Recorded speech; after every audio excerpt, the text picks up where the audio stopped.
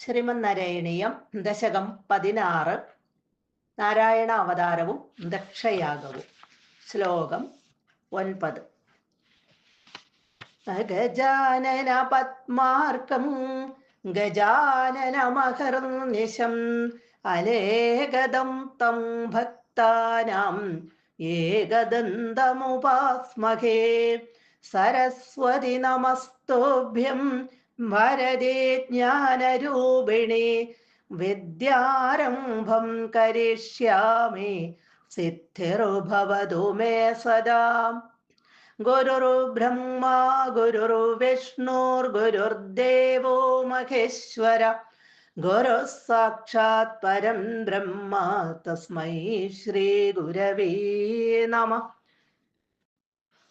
ഓം നമോ ഭഗവതേ വാസുദേവായ. ദക്ഷസ്തു ധാതുരതിലാളനയാ രജോൽധോ നാത്യാദൃതസ്ത്വയി ച കഷ്ടമശാന്തിരാസീത്.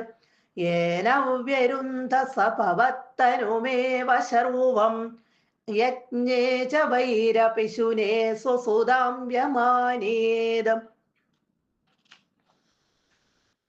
നരനാരായണന്മാരുടെ കഥ കഴിഞ്ഞു. കഴിഞ്ഞ ശ്ലോകം കൊണ്ട് അതെല്ലാം കഴിഞ്ഞു. ഇനി 2 ശ്ലോകങ്ങളിലായിട്ട് ദക്ഷയാഗചരിതം പറയാണ്. ദക്ഷ തു ദക്ഷനാകട്ടെ ധാതു ബ്രഹ്മാവിൻ്റെ അതിലാളനയ അതിയായ ലാളന കൊണ്ട് രജ അന്ധ. ഇവിടെ രാജസഗുണങ്ങളായ ക്രോധ മത്സരാദികളാൽ അന്ധനായിട്ട് വിവേകം നശിച്ചവനായിട്ട് മാറി. ഇവിടെ ബ്രഹ്മാവിൻ്റെ പെരുവിരലിൽ നിന്നുണ്ടായ ആളാണ് ദക്ഷൻ. ബ്രഹ്മാവ് ദക്ഷനെ അതിയായിട്ട് ലാളിച്ചു. അതുകൊണ്ട് തന്നെ ഇവിടെ രജോ ഗുണങ്ങൾ കൊണ്ട് അന്ധനായിട്ട് മാറി, വിവേകശൂന്യനായിട്ട് മാറി. അതായത് ന അത്യാദൃത, ഇവിടെ ബ്രഹ്മാവിനാൽ പരിത്യക്തനായി എന്ന് പറയാം. പക്ഷെ ഇവിടെ ആദരവില്ലാത്തവനായി തീർന്നു. അവന് ബ്രഹ്മാവിനോട് പോലും ആദരവില്ല. സ്വന്തം പിതാവാണ് എങ്കിൽ പോലും ആദരവ് തീരെ ഇല്ലാത്തവനായിട്ട് മാറി. പിന്നെ ത്വയിച്ച നിന്തിരുവടിയിൽ പോലും ഭഗവാനിൽ പോലും അശാന്തി ആസീത് വിനയരഹിതനായി തീർന്നു. ഭഗവാനോട് പോലും ഒരു വിനയമില്ലാത്തവനായി തീർന്നു. കഷ്ടം. ഏന സ ഏന ഈ വിനയമില്ലായ്മ കൊണ്ട് സ ദക്ഷൻ ഭവത് ഭവത് തനും ഏവ അവിടത്തെ മൂർത്തി തന്നെയായ ഭഗവാന്റെ മൂർത്തി തന്നെയായ രൂപം തന്നെയായ ശർവം ശർവനെ ശിവനെ വ്യരുന്ധ എന്ന് പറഞ്ഞാൽ ഇവിടെ ദ്വേഷിച്ചു അല്ലെങ്കിൽ നിന്ദിച്ചു. വൈരപിശുനെ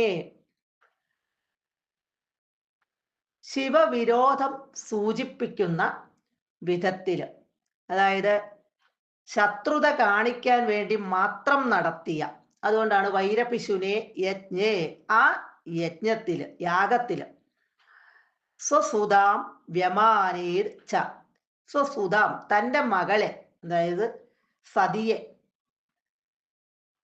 വ്യമാനേത് ച അപമാനിക്കുകയും ചെയ്തു. ബ്രഹ്മാവ് ദക്ഷനെ പ്രജാപതിമാരുടെ അധിപതിയാക്കി നിശ്ചയിച്ചു, തീരുമാനിച്ചു. അതാണ് ബ്രഹ്മാവ് ചെയ്ത അതിലാളന എന്നിവിടെ പറയുന്നത്. ഒരിക്കല് പ്രജാപതിമാരുടെ ആ ഒരു സത്രം നടക്കുകയായിരുന്നു. അങ്ങോട്ട് ഈ ദക്ഷ പ്രജാപതി കടന്നു വന്നു.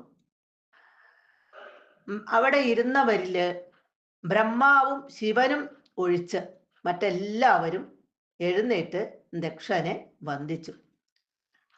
ദക്ഷൻ തൻ്റെ പിതാവായ ബ്രഹ്മാവിനെ വന്ദിച്ചുകൊണ്ട് സദസ്സിലിരുന്നു.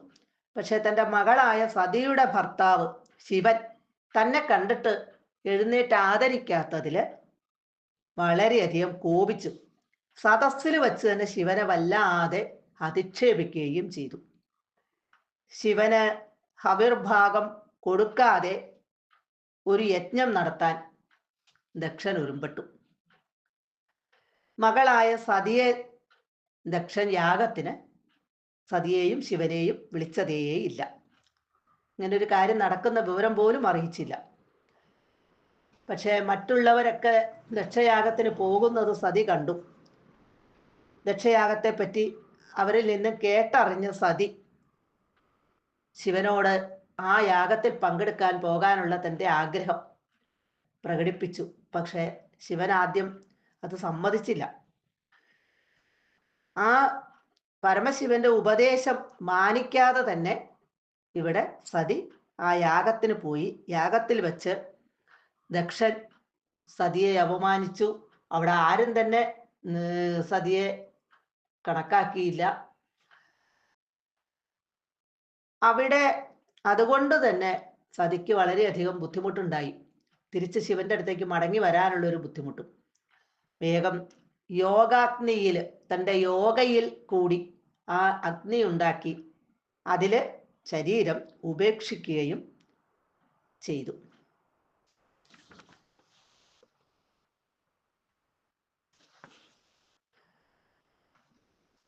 ഇത്രയുമാണ് ഈ ശ്ലോകത്തില് പറയുന്നത്.